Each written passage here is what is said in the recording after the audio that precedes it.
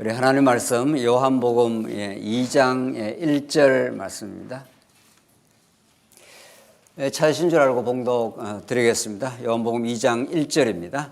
사흘째 되던 날 갈릴리 가나에 혼례가 있어 예수의 어머니도 거기 계시고 예수와 그 제자들도 혼례에 청함을 받았더니 포도주가 떨어진지라 예수의 어머니가 예수에게 이르되 저들에게 포도주가 없다 하니 예수께서 이르시되 여자여 나와 무슨 상관이 있나이까 내 때가 아직 이르지 아니하였나이다. 그의 어머니가 하인들에게 이르되 너에게 무슨 말씀을 하시든지 그대로 하라 하니라. 5절까지 우선 봉독 드렸습니다.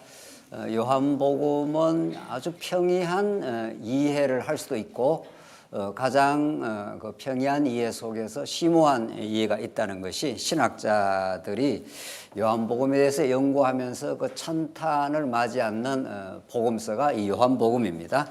우리는 지금 요한복음 이제 1장 내용 앞부분을 통해서 예수가 하나님의 아들로 오신 예수가 영원한 하나님의 아버지로부터 그 출처가 그 기원이 영원한 하나님 아버지로부터 오신 말씀이 육신이 되어서 오심으로 하나님의 영광을 우리에게 보여주시는 분이다.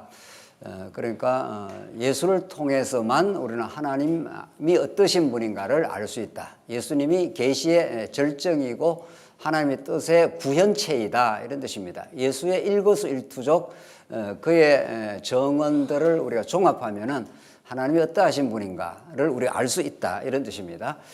요한복음은 이제 사복음서 중에 마지막에 기록되어 있다는 것을 우리가 서론적으로 확인했지 않습니까? 그 의미를 마태, 마가, 누가는 역사 가운데 드러나신 그 예수는 그리스도이심을 이제 직임이라든가 신분이나 사역을 통해 보여줬다면은 요한복음은 그 모두를 결론적으로 종합하고 있는 거죠.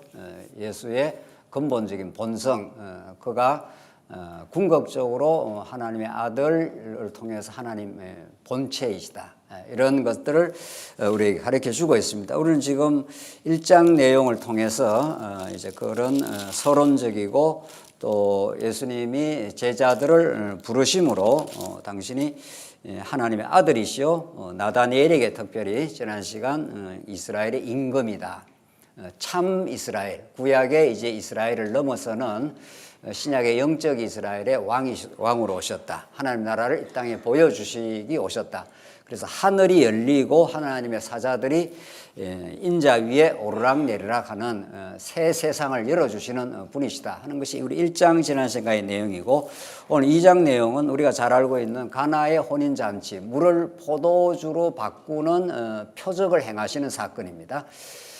여기에 대해서 이제 어떤 그 해석, 어떤 이해를 하느냐 하는 것은 요한복음의 전체 구조와 그 의미를 파악하는 데 결정적인 단서가 됩니다.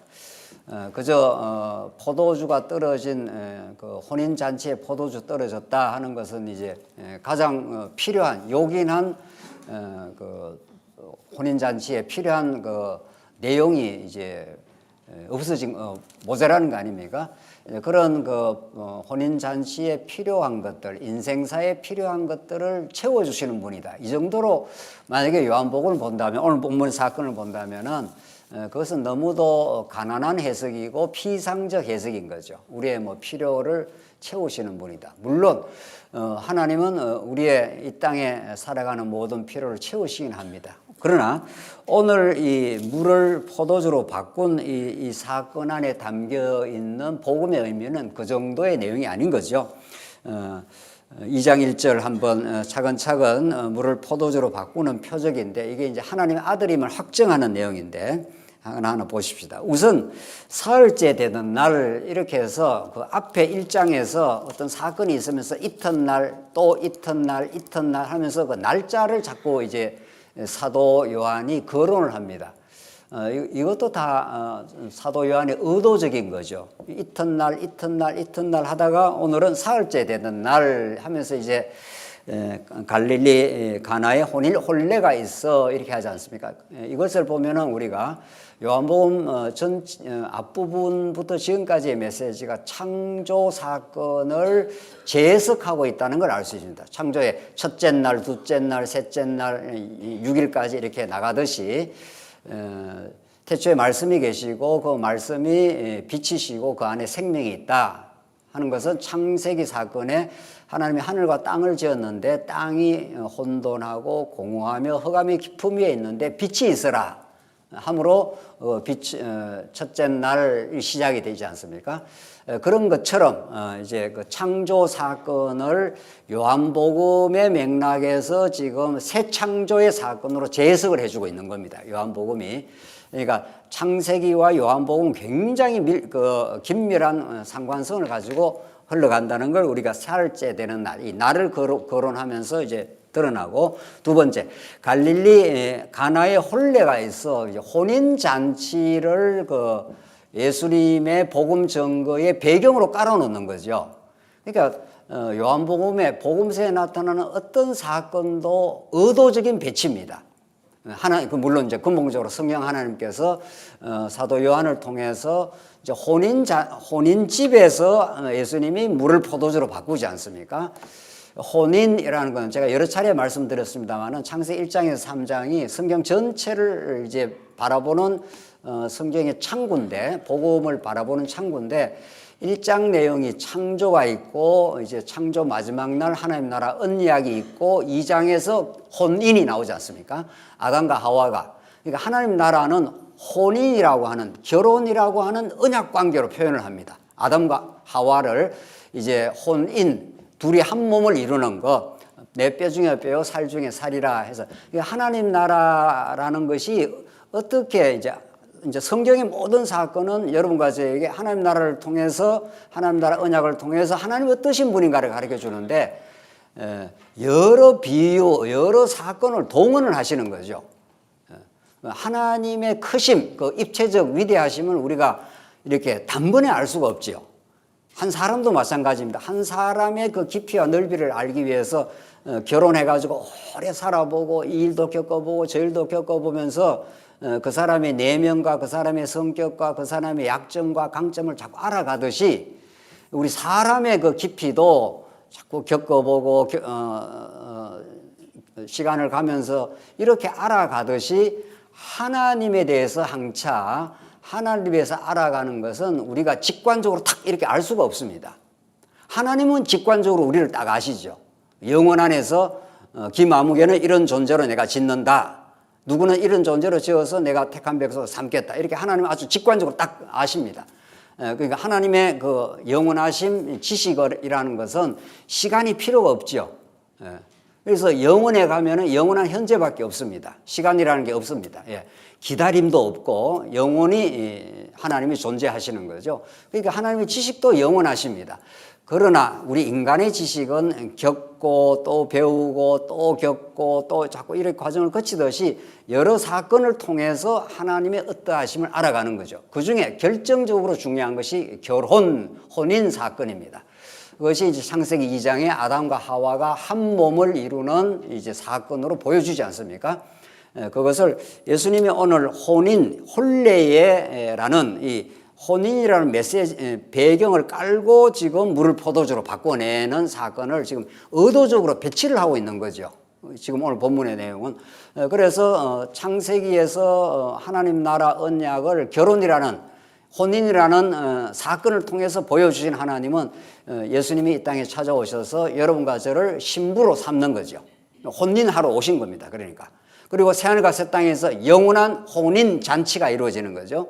그래서 성경은 혼인으로 시작하고 예수님이 혼인으로 성취되고 마침내 새하늘과 새 땅에서 영원히 우리는 예수님의 신부가 될 것입니다. 자, 이런 그 배경을 깔아놓고 예수님이 차근차근 지금 물을 포도주로 바꾸어 갑니다.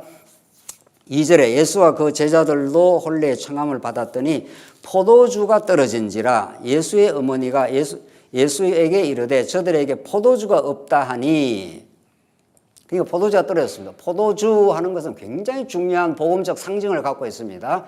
새 언약의 피, 예수님이 마지막 그 잔을 드시고 이 잔은 내가 이제 새 언약의 피를 가리키는 포도주의 붉음이 예수님 십자가에서 흘리실 새 언약의 피라고 포도주 잔을 예수님 그렇게 누가복음에 설명을 하지 않습니까? 그래서 이제 그런 포도주가 담고 있는 복음적 의미가 새 언약의 피를 상징하기도 하고 또 혼인 잔치에서 가장 요긴한 없어서는 안 되는 거죠. 그렇죠?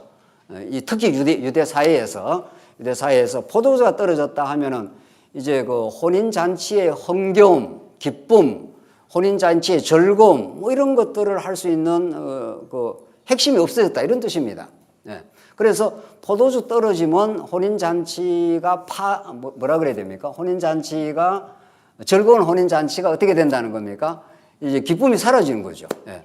포도주를 마시고 뭐 그런 이게 뿌리가 있어서 그러는지 서양인들은 그 와인을 그 술로 거의 취급을 하지 않고 이제 즐거운 자리 식탁에 가면은 아주 그냥 한잔 하는 거는 이제 그 기본이라는 거죠. 예. 그래서 뭐 그런 아마 뭐 역사적 제가 유래는 모르겠습니다만은 좌우지간 이렇게 좋은 자리, 기쁨을 나누는 자리 이런 자리에서 이제 그렇게 하는데 특히 유대 사회에서 포도주는 결정적입니다. 포도주가 떨어졌습니다. 그러니까 이제 예수님의 어머니가 보고 있다가 청함을 받았지만 이게 혼인 잔치가 이제 망치게 되는 그렇게 되는 거죠. 그러니까 예수님에게 이제 그 사실을 그대로 이제 보고를 한 겁니다. 이제 알려준 겁니다.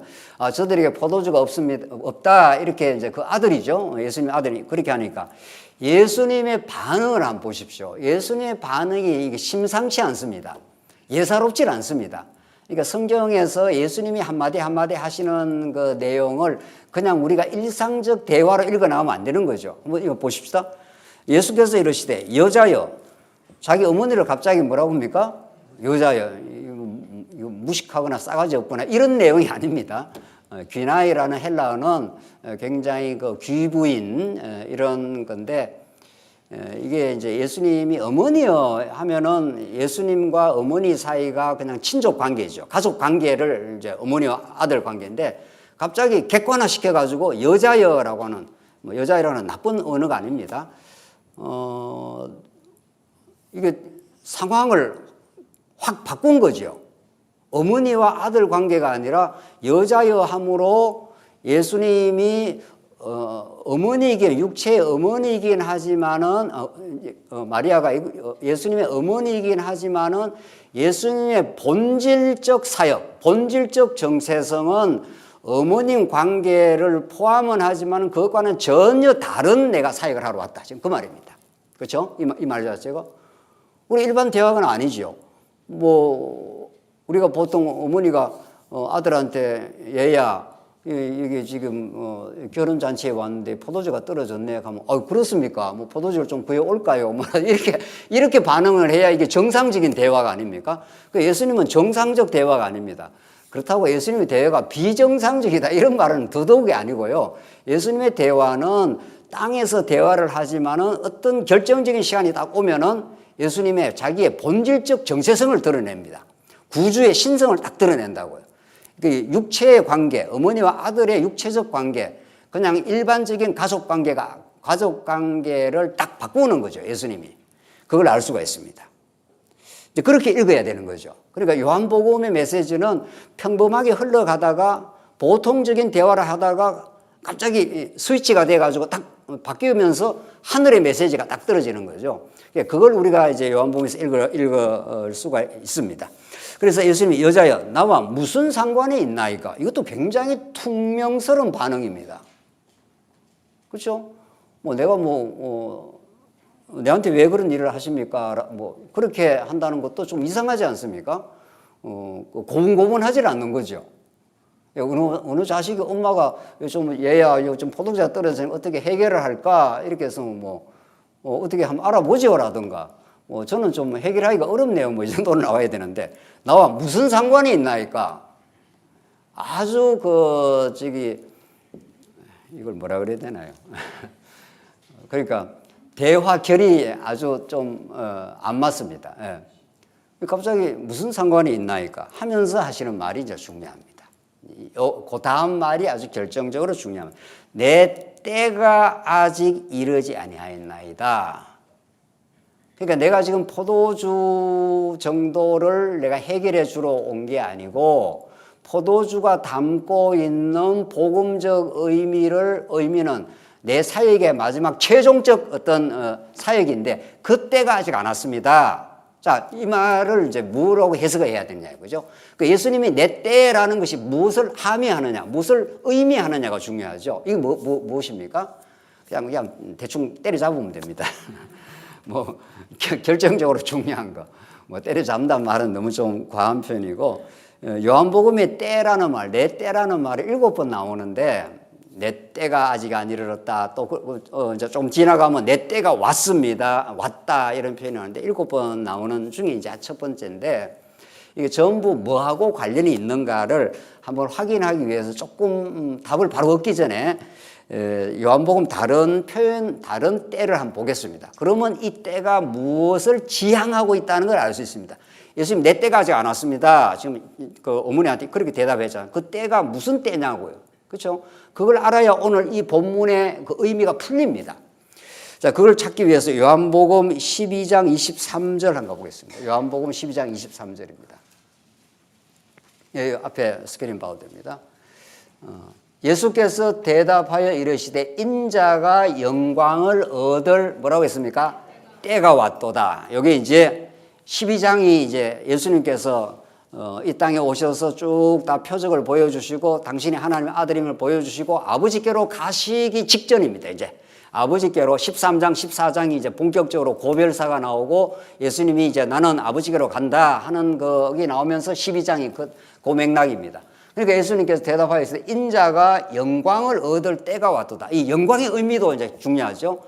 영광을 얻는다는 게 우리가 세상적인 의미로서 뭐 좋은 뭐 학교를 졸업하면 뭐 영광스러운 학교를 졸업했다. 뭐 누가 뭐 장관이 되면 우리 가문의 영광이다. 이런 영광이 아니라는 거죠.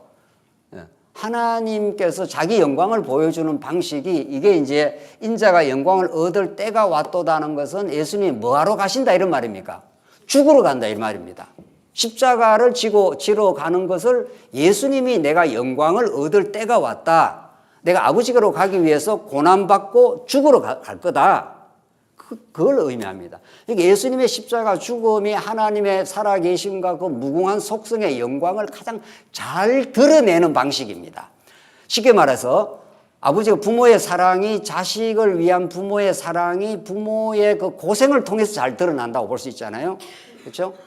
부모가 자식을 학교 보내고 뒷바라지 하려고 얼마나 고생을 합니까? 우리 부모들이. 그러니까 부모의 사랑은 그냥 뭐 아기 때야 뭐 깎아 사주고 뭐 사주고 이렇게 하지만은 진짜는 그 부모의 사랑이 자식을 성장시키기 위해서 많이 고생하고 고생하는 걸 통해서 부모의 사랑이 가장 잘 드러나듯이 쉽게 말해서 하나님의 그 영광스러운 그 은혜의 속성, 그 살아계심, 그의 위대한 능력, 그의 사랑 이것은 십자가라고 하는 자기 죽음을 통해서 자기 아들의 죽음을 통해서 가장 영광을 드러낸다는 거예요. 이게 요한복음의 핵심 메시지입니다. 요한복음은 아버지께로부터 오셨다가 이제 두 번째가 아버지께로 가시는 분이란 말이죠. 그 아버지로 가시는 방식이 어떠냐 이거죠. 하나님의 아들이 이 땅에 아버지의 영광을, 아버지의 본체의 영광을 다 가지고 이 땅에 보여주시고 이제 아버지께로 가시는 건데 죽으시고 십자가 죽으시고 부활하시고 성천하셔서 아버지께로 가심 이건데 그가 아버지와 영원한 동등하신 분이니까 그걸 이제 보여주시는 건데 그래서 오늘 이 본문이 영광을 얻을 때라는 것이 하나님의 크신 은혜의 영광을 십자가의 방식으로 보여줍니다. 한 가지만 더 보겠습니다. 요한복음 17장 1절을 보겠습니다. 똑같은 뭐 유사한 건데 요한복음 17장 1절입니다. 예수께서 이 말씀을 하시고 눈을 들어 하늘을 우러러 이르시되 아버지여 때가 이르러 사오니 아들을 영화롭게 하사 나오지 않습니까? 때가 이르러 사오니 이제 그 예수님의 카이로스 하나님의 결정적인 때 하나님의 영광의 은혜의 영광을 가장 극적으로 보여주는 때 내가 죽으러 갈 때 고난받고 죽으심 이겁니다. 7번 나오는 이 내 때는 예수님의 죽으심을 의미한다는 걸 다른 본문에서 우리가 확인할 수가 있는 거죠. 자, 다시 이제 2장 4절로 돌아가십시다.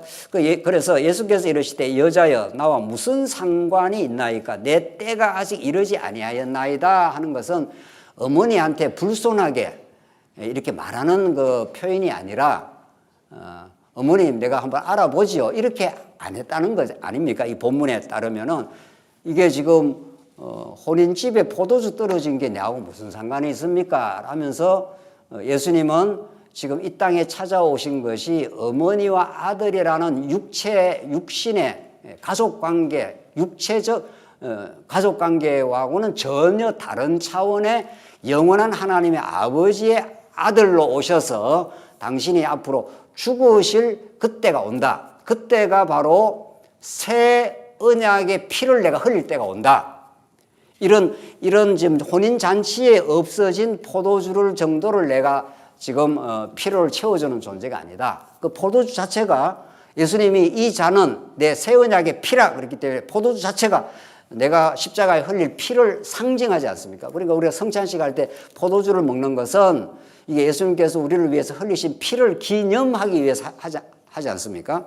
그래서 지금 오늘 예수님의 이 그 선문답 같은 대답, 아 하면 해야 되는데 아 하면 엉뚱한 지금 대답을 하는 것처럼 보이는 이 사건이 예수님이 앞으로 어떤 일을 하실 것이라는 것을 이 혼인집에 와서 포도주 떨어진 사건을 배경 삼아서 나야말로 진짜 새 언약의 성취로 오셔서 십자가에서 물과 피를 흘리실 것이다.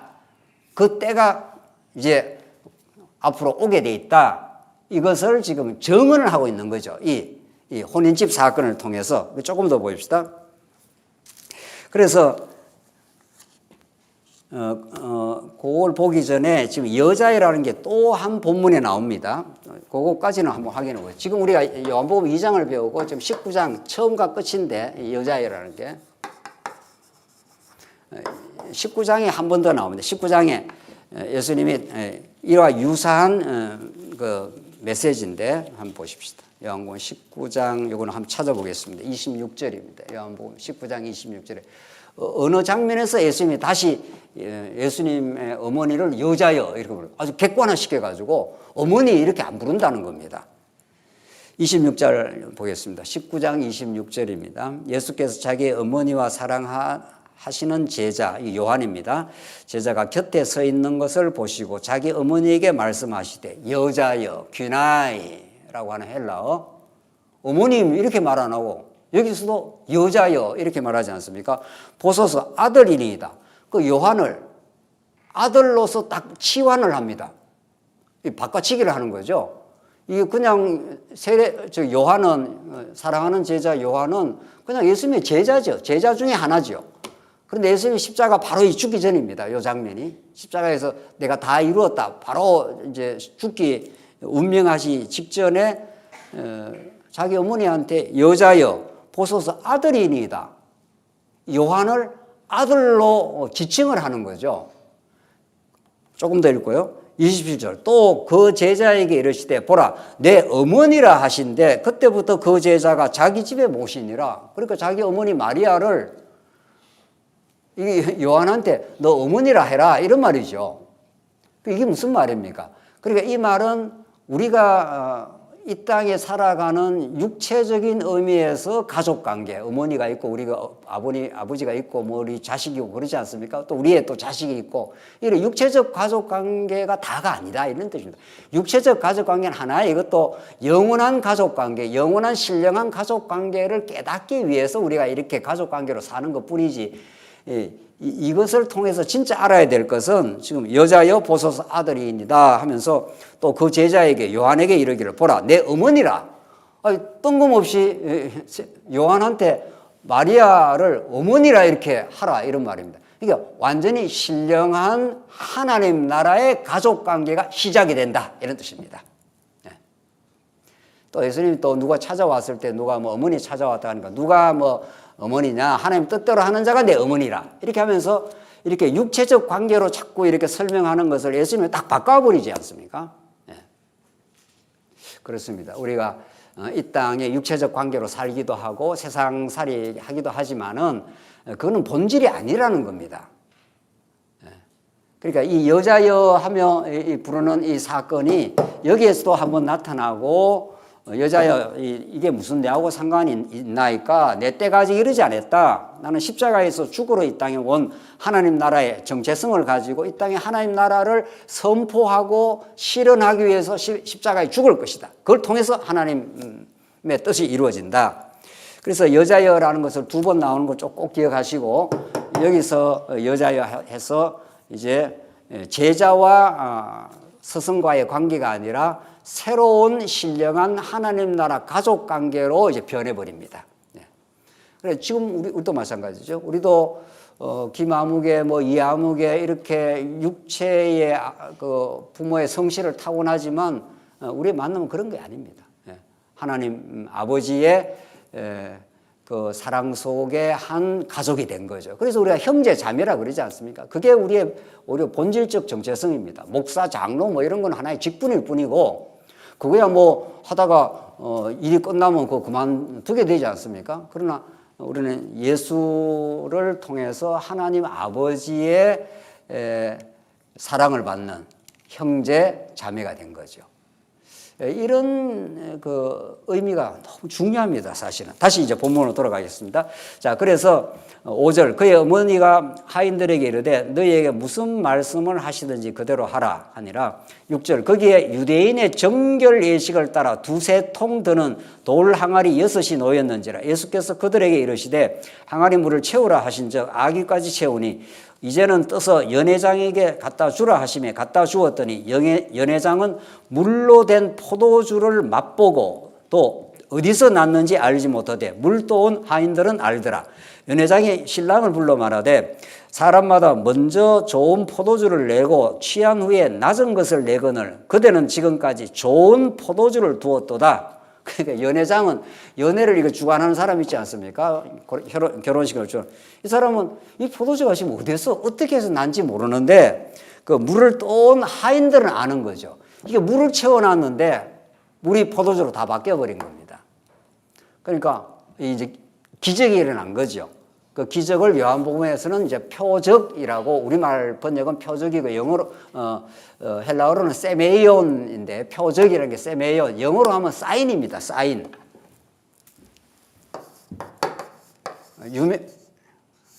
SI 뭐죠? 예, 맞습니까? 영어를 하도 안 쓰다 보니까 SIGN 사인 맞나요? 예, 맞죠.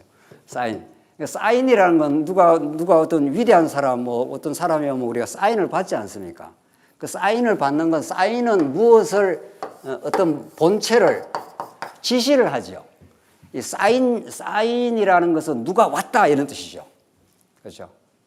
그러니까 이 지금 물이 포도주로 바뀐 것을 표적, 우리말로 번역을 표적이라 했는데 기적하고 다릅니다. 기적은 그냥 놀라운 일이 일어난 거고, 뭐 엄청난 뭐 일이 일어난 거고, 그 표적은 기적의 의미를 담고 있습니다. 그냥 기적이 일어난 게 중요한 게 아니라 그 기적이라는 사건을, 뭐 물이 포도로 바꾼 건 기적은 기적이죠. 자연 법칙을 넘어섰죠. 그러니까 기적인데 기적이 지시하는 바가 있습니다. 뭘 이렇게 지시를 하고 있습니다. 그렇죠? 사인이라는 건 우리 길의 표지판도 마찬가지예요. 길의 표지판도 50km 이렇게 적어놨으면 50km 가라는 뜻이죠. 그러니까 50km를 달리는 그 실체에 대한 어떤 지시를 하고 있는 거죠.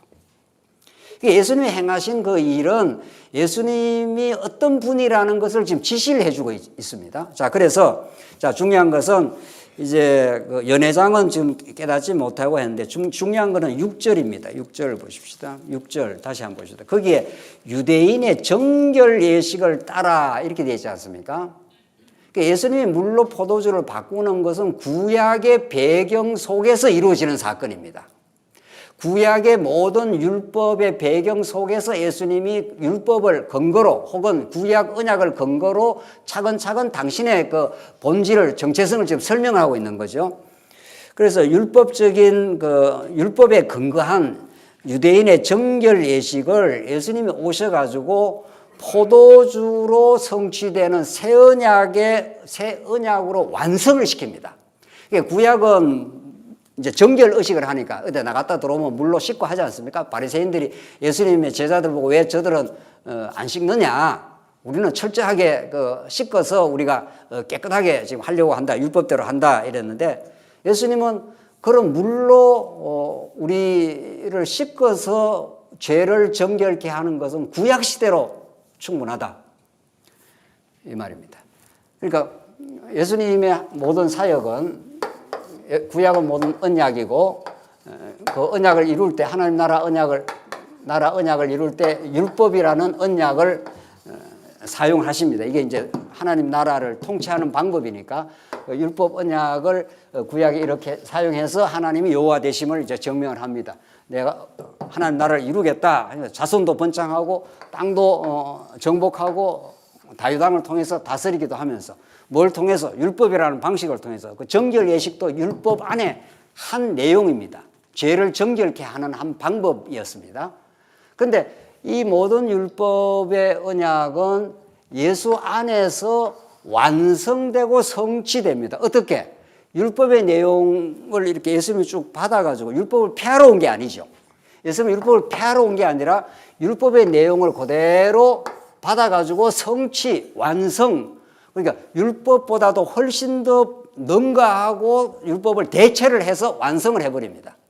그러니까 구약과 신약이 연속성이 있는 거죠. 우리는 루터교식으로 말하면 구약 율법은 정죄하고 신약은 사죄한다 해서 자꾸 율법을 이렇게 폄하를 시키는 그런 뉘앙스가 많은데 루터교는 우리는 그렇지 않습니다. 구약도 신약도 두 개 완벽한 진리의 체계입니다. 구약은 그냥 모형적일 뿐입니다. 그 모형이기 때문에 실체가 오면은 그 실체에다가 자리를 내줘야죠. 그렇죠?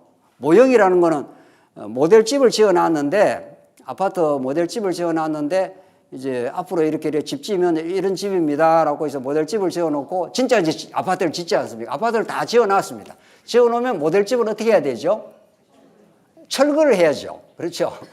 모델집이라는 것은 아파트가 어떻게 살 들어갈 집을 아파트가 어떻다는 걸 지금 보여주는 거란 말이죠. 구약이 또 그렇습니다. 그러니까 구약은 그대로 살아있는 겁니다.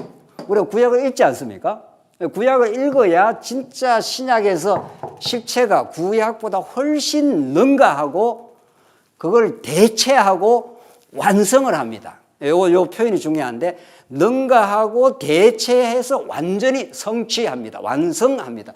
그러니까 구약의 율법으로 정결케 하는 정결식의 그 물동이가 있는데 예수님은 그런 식으로 죄를 정결하거나 죄를 사해 주는 게 아니라 내가 직접 율법의 저주를 받아가지고 십자가의 피를 뿌려서 그게 이제 포도주입니다.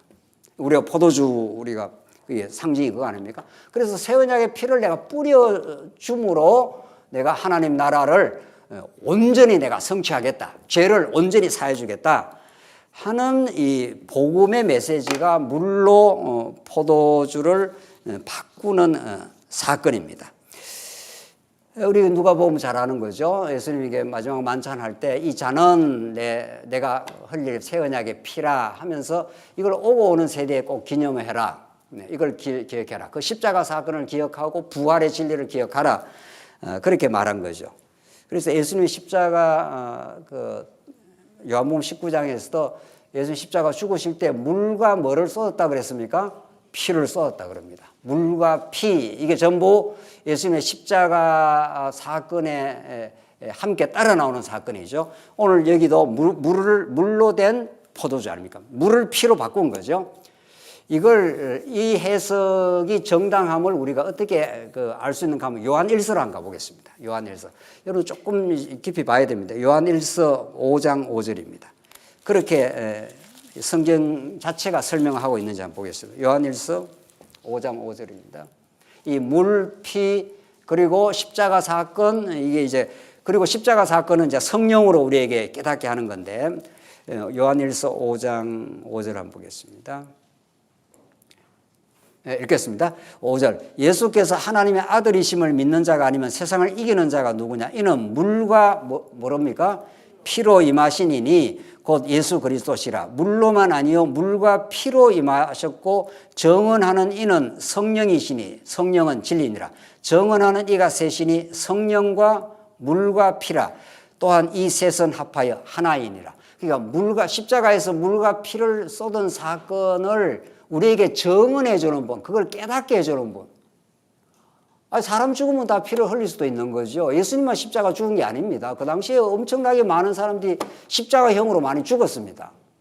그런데 예수님이 십자가에서 죽으심으로 물과 피를 흘린 사건이 왜 이게 구원의 표식이 되고 이게 영원한 하나님 나라가 이 땅에 왔다는 것의 하나의 증거냐 이 말이죠. 그걸 누가 아냐고요. 성령의 역사가 아니면 그게 깨달을 수가 없습니다. 성령의 역사. 그러니까 오늘 본문이 8절에 성령과 물과 피라. 또한 이 셋은 합하여 하나이니라. 물과 피를 흘리신 예수 그리스도의 십자가 사건을 진리로 영원한 구원으로 영원한 생명으로 깨닫게 하는 자는 성령이시라는 거죠. 이게 새 언약의 성령입니다. 이제 옛 언약, 이제 구약이 옛 언약 아닙니까? 이게 옛 언약이죠.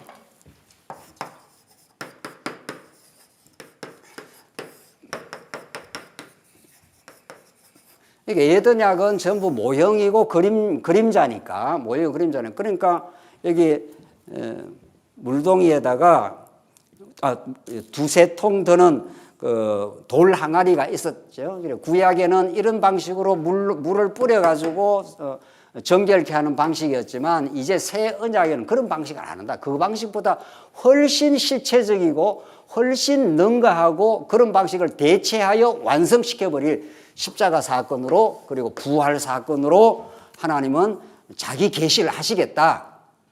이것이 그래서 이 혼인 관계라고 하는 언약, 하나님 나라를 혼인으로 내가 성취하겠다는 이 언약을 혼인 잔치에서 물을 포도주로 바꿈으로 내가 진짜 포도주의 식체가 되는 새 언약의 피의 죽음을 통해서 이 땅에 하나님 나라를 건설하겠다 하는 것을 지금 이 사건을 통해서 보여주시고 있는 거죠. 그러니까 사람들은 이게 어떻게 돼서 보통 사람들은 좋은 포도주를 내놨다가 사람들이 좀 거나하게 취하면 나쁜 포도주를 내는데 그대는 지금까지 좋은 포도주를 마지막 잔치의 마지막까지 남겨뒀느냐 이렇게 표현을 하지 않습니까? 그야말로 구약의 옛 언약의 방식으로 하나님께서 자기 계시를 하신 것이 예수님이 오셔서 새 언약의 피를 흘려서 훨씬 이것보다도 훨씬 더 능가하고 대체하고 완성시키고야말 예수님의 십자가 사역을 통해서 예수님이야말로 하나님 나라를 이 땅에 도입하시는 하나님의 아들이시다. 이게 표적이다. 이렇게 보여주신 겁니다. 이건 참 깊은 의미를 갖고 있는 거죠. 사흘째 되는 날 하면서 옛 창조의 첫 창조입니다. 첫 창조에서 첫째 날, 둘째 날, 셋째 날 해서 6일째 하나님 나라에 대해서 아담에게 선포를 하셨지만 아담이 타락함으로 결혼잔치가 깨진 겁니다. 그래서 우리 지난 시간 예레미야서에서도 이혼서를 내줬다 그랬지 않습니까? 하나님이 우리에게 이혼이다 이렇게 갈라선 겁니다. 이 하나님과의 단절, 하나님과의 이 분열 현상, 이것을 다시 하나님과 연합시키고 하나님과 화목하게 하고 하나님과 다시 결혼하게 만드는 게 여러분과 제 이 땅의 삶의 의미입니다. 하나님으로부터 떠나서 우리가 왕노릇하고 자기 주장을 하고 자기 마음대로 살았던 우리를 하나님께서 십자가에 우리 옛사람을 못 박으시고 예수 그리스도를 통해서 다시 결혼시키는 거죠. 영원히 떨어지지 않도록. 그래서 이 오늘 혼인집 비유에서 혼례 사건에서 물을 포도주로 바꾸심, 이 사건이 담고 있는 내 때가 아직 이르지 않았습니다.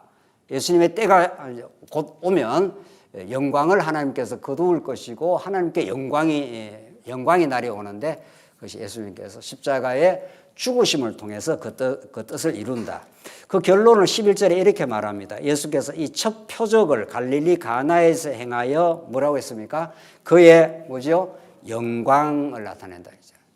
그러니까 하나님의 영광을 드러내는 방식이 예수님이 때가 오면은 고난받고 십자가에 죽으시고 그렇게 함으로 하나님의 영광을 가장 잘 드러내는 방식이다. 우리는 그 길을 따라가는 사람들이죠.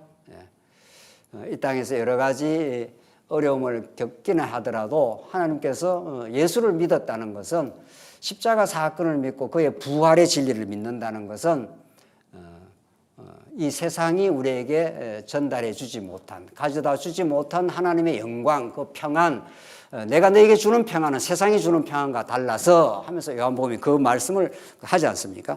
그래서 그의 영광을 나타내시며 제자들이 그를 믿었더라 했습니다. 믿으니라. 그래서 정말 예수님께서 우리에게 가르쳐 주시는 표적 중에 표적을 우리는 요나의 표적.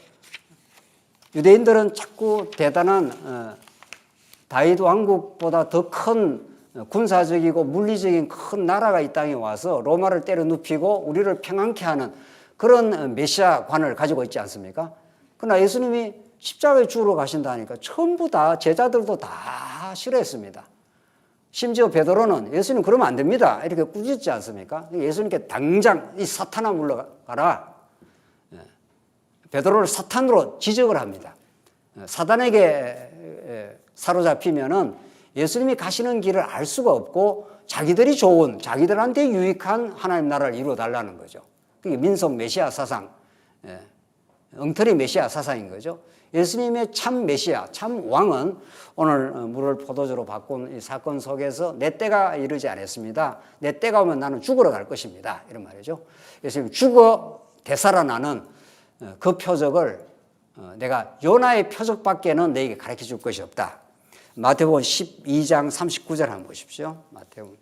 유대인들이 자꾸 대단한 표적, 큰 기적, 메시아가 와서 로마를 때려 눕히는 그런 힘을 구했습니다. 그러나 예수님이 가르쳐 주시는 표적은 마태복음 12장 39절에서 이렇게 정언을 합니다.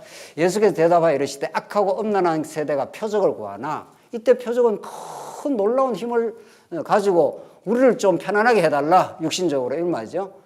선지자 요나의 표적밖에는 보일 표적이 없느니라. 40절 보십시다. 40절. 제가 읽을까요? 마태복음 12장 40절입니다. 제가 읽겠습니다. 40절.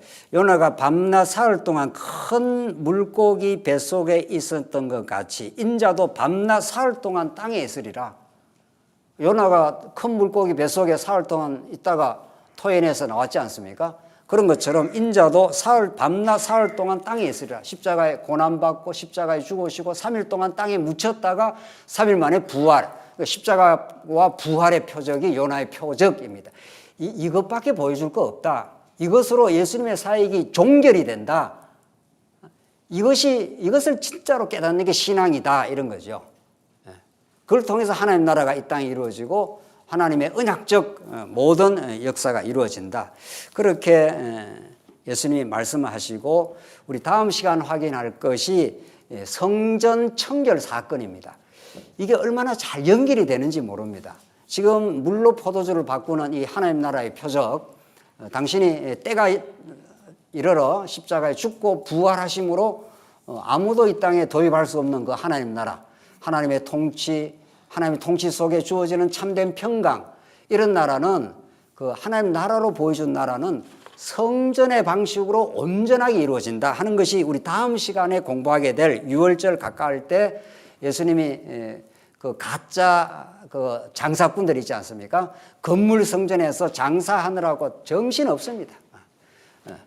그러니까 예수님 당시에 이미 진짜 복음은 다 사라졌고 건물 성전에 모여가지고 장사하자. 그러니까 내 아버지의 집으로 장사하지 말라 하면서 그 성전 장사판을 둘러 엎어버렸습니다. 그래서 내가 죽었다가 3일 만에 내가 다시 살아나야 할 것이다. 그렇게 예수님께서 말씀하시면서 그 당시 유대인들이 그렇게도 헤롯 성전을, 이게 46년 동안 지은 대단한 성전입니다. 그러니까 스룹바벨 성전을 더 보수해서 헤롯이 자기 정치적 야망을 위해서 크게 지어놨습니다. 이거 다 헐어버려라. 돌 위에 돌 하나 남기지 않고 다 헐어버려라. 내가 3일 만에 내가 다시 살아나겠다. 그게 무슨 말인지 모르는 거죠. 그게 우리 다음 시간 나타날 하나님 나라의 모습이고, 오늘 십자가의 내 때가 이루어져서 그 하나님의 영광을 십자가의 방식으로 보여주신 하나님은 성전을 통해서 가장 큰 영광을 보여주겠다. 구약에도 성전에서 하나님의 영광이 구름으로 임재하셨다 했지 않습니까? 출애굽기에. 그러니까 성전에 하나님의 가장 큰 영광이 드러나는데, 성전이 어떤 곳입니까? 어린 양이 죽는 곳입니다. 어린 양이 해체되고 낱낱이 쪼개지는, 각이 떠진다는 게 어린 양의 그 몸을 완전히 해체를 시켜버리는 사건입니다. 그것이 하나님의 가장 큰 영광이었다. 우리는 그 길을 따라가는 사람들이고, 그 깊고 놀라운 진리를 성령의 감동으로 새 포도주 시대, 새 언약의 진리의 말씀을 듣고 우리 살아가는 우리 사람들이 된 겁니다. 오늘 요한복음은 이 땅에 우리가 살지만 포도주가 떨어졌습니다 라고 예수님의 어머니가 그렇게 이야기했지 않습니까? 포도주 좀 채워주십시오 했는데, 여자여, 그게 내가 무슨 상관이 있습니까? 예수님이 그 요청을 안 들어주는 척 하다가 진짜 들어줬습니다. 하나님께서는 여러분과 저에게 우리의 육신적 필요도 채워주십니다. 그걸 안 채워주시겠습니까? 때가 되면 다 먹을 만큼 입을 만큼 채워주시지만, 그걸 구하는 게 아니라 진짜 포도주, 진짜 하늘의 생명, 언약의 피를 통해서 이루어질 영원한 생명으로 찾아오시고 영원한 나라로 이 땅에 찾아오셔서 우리가 기대하고 꿈꾸는 인간의 행복이 아니라 하나님이 기대하시고 꿈꾸는 참 하나님 나라의 행복을 주시고야 마시겠다. 그걸 성전의 방식으로 이루시겠다 하는 것이 오늘 요한복음 2장 전체의 줄거리입니다. 이 복음 안에서 우리의 참 신앙을 찾고 우리가 이 땅에서 참으로 구해야 될 하나님 나라와 그 의가 우리의 진정한 기도의 내용이 되시길 바랍니다. 기도하겠습니다. 하나님 아버지, 은혜를 감사합니다. 우리가 이 땅에 살면서 육신의 필요와 요구를 얼마나 추구하며 살아가는지 알 수가 없습니다. 하오나 하나님께서 영원한 뜻을 그리스도 사건을 통해서 오늘 혼인집에서 물을 포도주로 바꾸는 이 표적을 통해서 예수님이 얼마나 놀라우신 하나님 나라의 참 표적이 되시고 우리 영원한 생명이 되시고 우리 영원한 구원 되심을 우리 가르쳐 주셔서 참 감사합니다. 이 진리 안에 살게 하시옵소서. 예수님 이름으로 기도하옵나이다. 아멘.